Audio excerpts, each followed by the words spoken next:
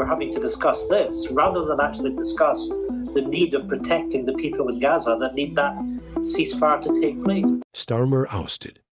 Labour Mps revolts against Starmer, demanding for his resignation. Keir Starmer's time at the helm of the Labour Party appears to be coming to an end, and while we've heard these predictions before, the current signs seem far more troubling for the Labour leader than ever before. While the rumors about his private life, particularly the wild speculations surrounding his alleged involvement with 3 young foreign men, have captured attention, it's not those whispers that are threatening his position. It's far more about his relationship with his own party, and how that relationship has deteriorated in recent months. The crux of the problem lies in Starmer's leadership style, which has left many of his own MPs disillusioned and angry. The Labour Party, once a solid and united force in the British political landscape, is now increasingly fractured under Starmer's leadership. It's no secret that many in the party feel betrayed by a leader who has appeared to act in opposition to everything he claimed to stand for when he first took over as Labour leader. One of the key moments that has heightened the pressure on Starmer was his controversial U-turn on winter fuel payments. Initially, he made promises about maintaining these payments, but now, as part of his effort to balance the books in light of a challenging economic climate, there are talks of cutting or at least reducing these payments. For many, this marks a significant shift from his original stance and has been described by some within the party as a betrayal of the working-class voters who put their trust in him. For Labour MPs, the proposed changes are a step too far. Starmer had campaigned on a platform that suggested he would fight for the welfare of ordinary people, and to many, his winter fuel U-turn is symbolic of a broader abandonment of these principles. The anger within the ranks is palpable. A growing faction of Labour MPs are now openly calling for Starmer to step down, stating that his leadership has become an anchor, dragging the party further away from its roots. Starmer's rise to the leadership of the Labour Party had come with great promise. He had been seen by many as the antidote to the divisions created during Jeremy Corbyn's tenure, a figure who could unify the party and re-establish Labour as a credible alternative to the Tories. He was a safe pair of hands, someone who could steer the party back to the centre after the turmoil of Corbyn's leadership. However, it seems that Starmer's very attempts to moderate the party and distance himself from the hard left of the party have caused more problems than they've solved. Once in power, Starmer began by distancing himself from the Corbynistas, those who had supported his predecessor's radical left-wing agenda. This was understandable, as the party had suffered heavy losses during the 2019 general election. But what followed was a purge of many prominent figures from the hard left faction, while also alienating those who had supported his leadership bid.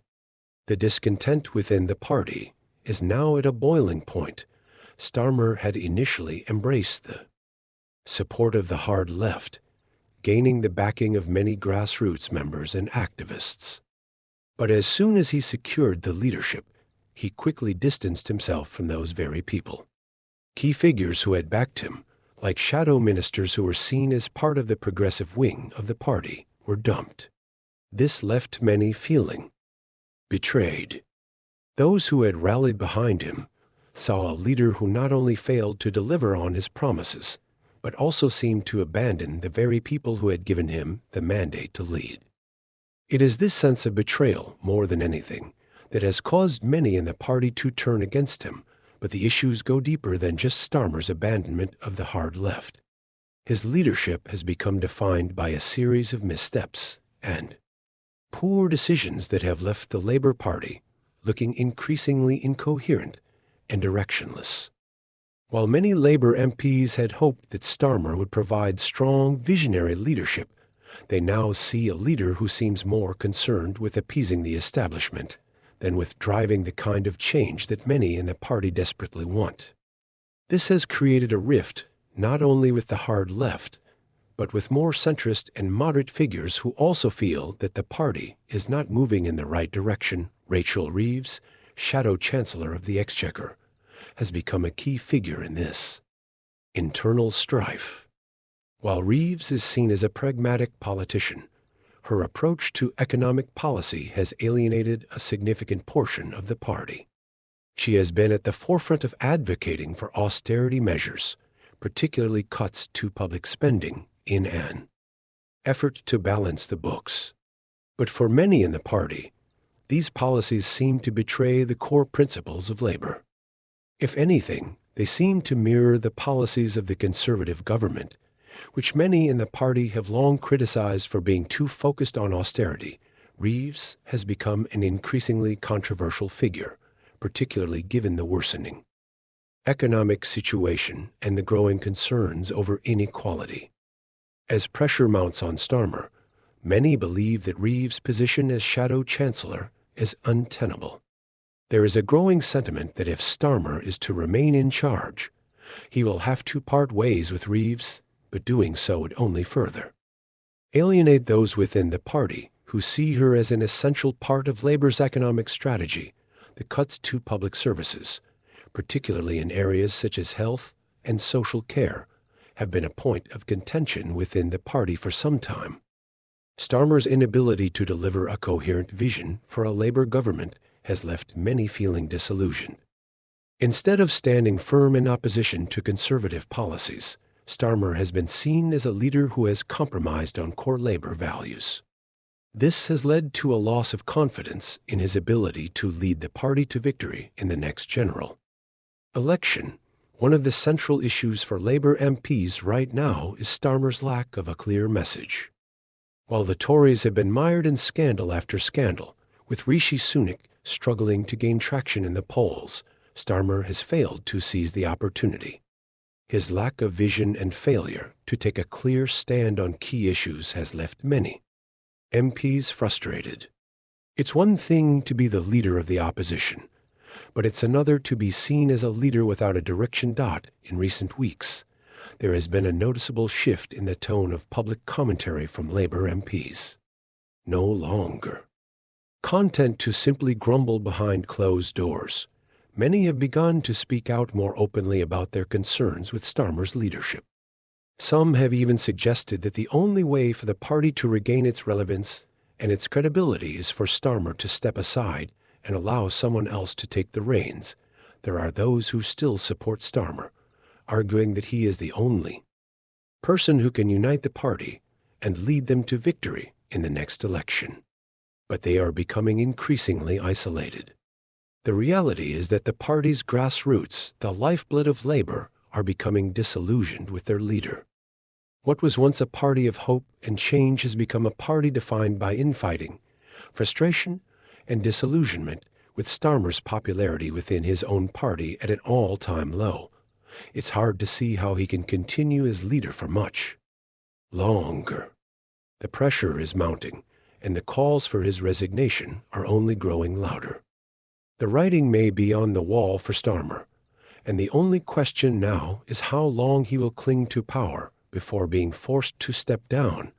It's a shame for those who had hoped that Starmer could be the leader who would finally restore Labour's fortunes. But it seems that his time at the top is coming to an end. If Starmer does decide to step down, it will mark the end of an era for the Labour Party, one that began with great hope but ultimately led to disappointment and disillusionment. For many MPs, it will be a bitter farewell to a leader who promised so much but ultimately delivered so little. The sense of betrayal within the Labour Party is undeniable, and it's not just confined to Starmer's handling of policy issues. His leadership has exposed deep rifts, not only between the left and the center of the party, but also within the very heart of the Labour movement itself. The very foundation of his political career, which once promised unity and a return to Labour's core values, has become increasingly unstable as many MPs and activists feel that Starmer has sold them a vision that was never truly his to offer. One of the most glaring contradictions in Starmer's leadership is the gap between his rhetoric and his actions. In his bid to lead Labour, he presented himself as the leader who could bring the party back from the brink, a figure who could rebuild the coalition that had once made Labour a dominant force in British politics. He claimed to be a man of principle, someone who would fight for social justice and economic equality. However, his tenure has been marked by a series of policy reversals and compromises that have left many questioning whether Starmer has any true convictions at all. His willingness to backtrack on key pledges, such as the winter fuel U-turn and various austerity measures, speaks volumes about his lack of a clear vision for the party. It's easy to see why Labour MPs are now seeking a change in leadership. They are frustrated with a leader who seems more interested in appeasing the media and the political establishment than in addressing the real issues facing the country. Instead of standing up to the Conservatives, Starmer has appeared to dance to their tune, offering little more than tepid opposition that fails to excite or inspire the electorate. The public wants bold leadership, someone who will take decisive action on the pressing issues of the day, whether it's the cost of living crisis T. As Labour MPs continue to call for his resignation, it's clear that Starmer's days at the top are numbered. The once hopeful leader who was supposed to bring unity and clarity to a fractured party has instead become the symbol of Labour's internal strife and disillusionment. For many within the party, it's a bitter pill to swallow, but the reality is that unless Starmer can find a way to reconnect with his MPs and his supporters, his leadership is doomed. And in that case, the Labour Party will have to face the daunting task of rebuilding, with a new leader who can bring hope, vision, and the promise of a brighter future. As the calls for Keir Starmer's resignation grow louder, the growing sense of urgency within the Labour Party is palpable. There are whispers of what the future might look like for the party, but right now, much of the focus remains on what exactly went wrong under Starmer's leadership. This, after all, was a leader who came into power with such promise. A government and He a prime had minister the backing of a broad coalition within the party, and many saw him as the man to bring stability after the turmoil of the Corbyn era. But now that very promise appears to have been broken, one of the key factors contributing to Starmer's downfall is the way in which he has handled the expectations of his party.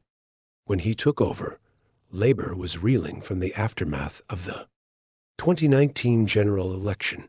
Today, the OBR has recognised the benefits of our plan to get Britain building. By the electorate.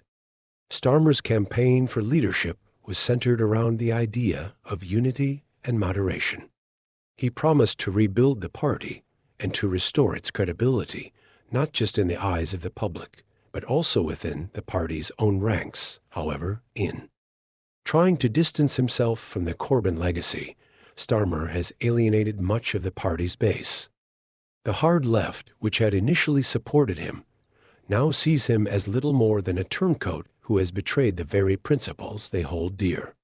These figures, many of whom played crucial roles in his leadership campaign, feel sidelined and ignored.